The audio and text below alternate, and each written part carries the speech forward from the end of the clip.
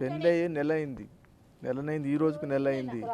ఆ రోజు నేను ఇంకా పంపాలి డైరెక్ట్ ఆమె ఇవాళ ఇక్కడ కల్లెడకి నిన్న శుక్రవారం రోజు కల్లెడకి రావాలని ఇష్టం లేకుండే డైరెక్ట్ నిర్మల్ పోతాను అన్నది. నిర్మల్ పోతా అప్పటిదాకా నేను పోను అని చెప్పేసి అన్నది.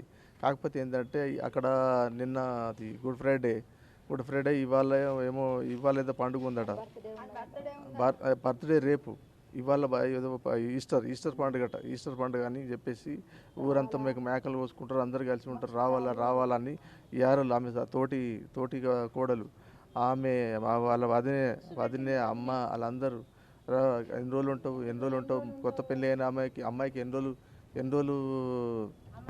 ఉంచుకుంటావు ఇక అట్లా ఇట్లా అని చెప్పేసి మాకు అన్నారు. అన్నందుకు మేము అనుకున్నాం మరి పిల్లని పుట్టినరోజు ఉన్నది కదా, కాకపోతే ఉండాలి, భార్య అన్నది కాకపోతే ఉండాలా అనే ఉద్దేశంతో పంపడం జరిగింది. అంతేగాని ఇంకా పంపాలని నేనే డైరెక్ట్ నిర్మల్ కోసం మిగతా వస్తువులు ఆమె సంసారం చెయ్యని ఇట్లా ఆత్మహత్య చేసుకునే ఉద్దేశం ఉంటే ఆమె ఏం వస్తువులు తీసుకుపోయింది, బంగారం తీసుకుపోయింది, పట్టు వస్తువులు అన్నీ ఉండబోయింది.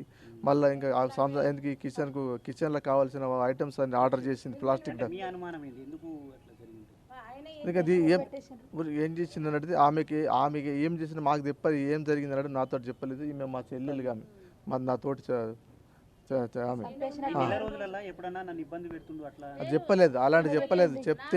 చెప్తే తల్లి మేము బాధపడతామేమని మేము బాధపడతామని ఒకవేళ మళ్ళీ నేను ఆమెకి ఎలాంటి ఏదైనా జరిగితే నేను అలాంటి సరే కరెక్ట్ డిసిషన్ తీసుకుంటా. నా డిసిషన్ తీసుకున్నా అంటే దానికి తిరిగి ఉండదు. కానీ అట్లానే ఉద్దేశం ఏదైనా మరో జరిగిన తర్వాత ఊళ్ళో మళ్ళీ చెడ్డ పేరు, అప్పుడే పెళ్లి చేసినా లేక విడాకులు రావాలి అలాంటివి ఏమైనా చేసుకుంటారు అన్న ఉద్దేశంతో మాట వస్తుంది ఏమన్న ఉద్దేశంతో మాకు చెప్పలేదు.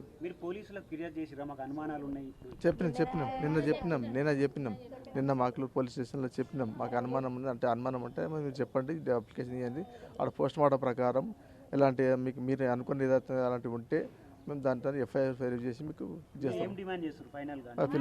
మాకు న్యాయం జరగాలి. మా అమ్మాయికి ఏ విధంగా జరిగిందో వానికి శిక్ష పడాలి. మా అమ్మాయికి అన్యాయంగా పొట్టబెట్టుకున్నారు కాబట్టి, చంపేసారు కాబట్టి ఆయన కూడా కఠిన శిక్షించాలి కానీ మీ మీడియా ద్వారా కోరుకుంటున్నాను.